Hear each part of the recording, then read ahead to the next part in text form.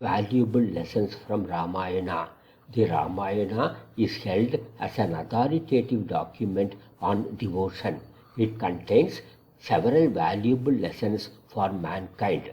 Through the downfall of Ravana, the epic shows that one holding high positions should be very careful about the sycophants around him. These sycophants move very closely with their masters and grab every opportunity to understand the strengths and weaknesses of the latter.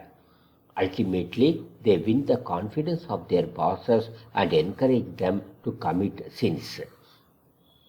Ravana was very much agitated over the havoc caused to his capital by Anjaneya.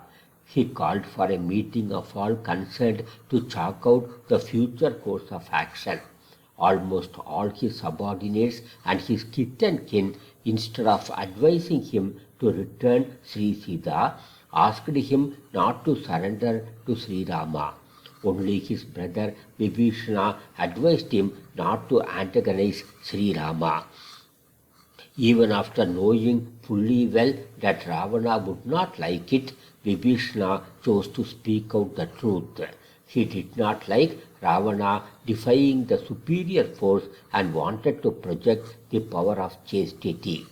Vibhishana cited several examples to make Ravana understand that mightier men than him like Hiranyakasipu, Vali, etc. have been wiped out by God, and that man's birth and death are purely at the discretion of God.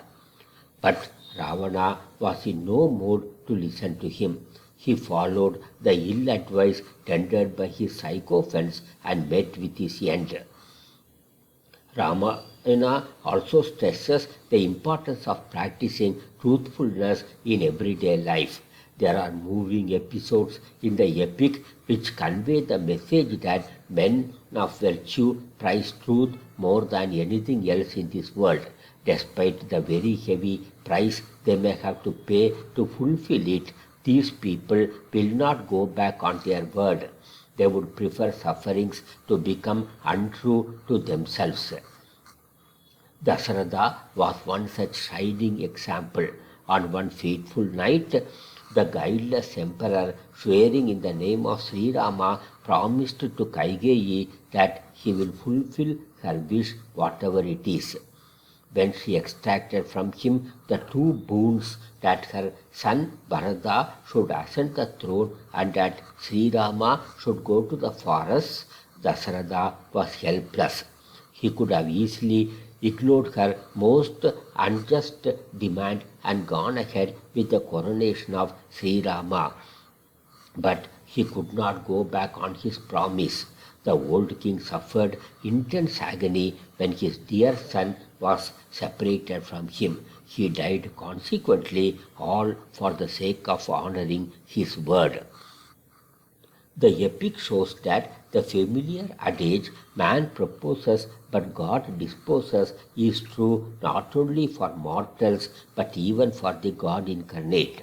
Dasharatha enjoyed the reputation of being the most powerful monarch whose help even God Indra had sought. He also had the blessings of his guru and many other sages. But his desire to crown Sri Rama as Yuvaraja could not be fulfilled. Fate proved more powerful even to him. Ramayana also illustrates how chaste Ravana's queen Mandodari was. She never asked Ravana why he was preserving a vessel whose contents were to cause his death. The choice of such an obedient partner is indeed a boon.